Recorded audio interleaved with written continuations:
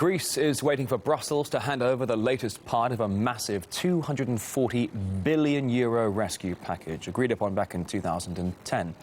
Greeks have been squeezed by painful austerity measures in order to meet the bailout terms. And while international lenders say Athens has actually succeeded in bringing down the country budget deficit, other figures show the Greek economy is still in a tailspin. This report now to RT's Medina Kolchinova. It's been 3 years since Greece was granted its massive bailout by international lenders. Since then, the harsh austerity measures have driven the economy into the ground. But some claim that there is hope on the horizon for Greece and that it's about to turn a corner. Let's see now how Greece's economy fares today compared to what it looked like in the last full year before it needed rescuing.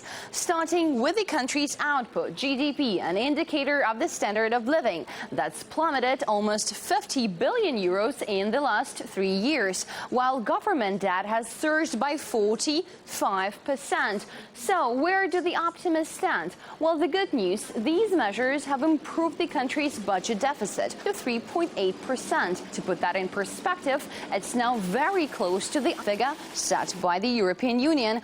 But for the Greek people, though, the most alarming trend is the unemployment rate that's topped 27%, mostly the country's youth, and that's going to get worse. 4,000 civil servants are being laid off this year alone, with the number set to triple by the end of next year. And during an astonishing 6 years of recession is also having a harrowing consequence.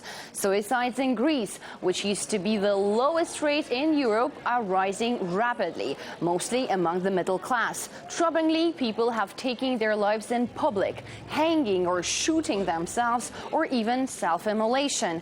While politicians and economists shuffle the figures, as the people of Greece paying the price with their livelihoods and their futures.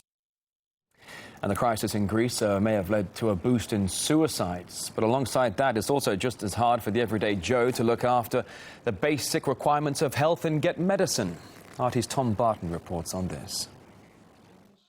Busy at the counter, but pharmacists in Greece these days are facing serious shortages of medicine, and they're worried. We are in a critical condition, and we don't know what's going to be the next day. Price controls and tight cash flows mean many drug companies won't supply them. Greece's health industry is denied profits and patients their medicines. So, for example, if you came into the pharmacy with high blood pressure, many doctors like to prescribe this medication, but Dionysius doesn't have enough of it, so he has to give this instead. And this situation is replicated with hundreds of medicines in hundreds of pharmacies across the country. At the charity Doctors of the World in Thessaloniki, patients are in an even more desperate situation.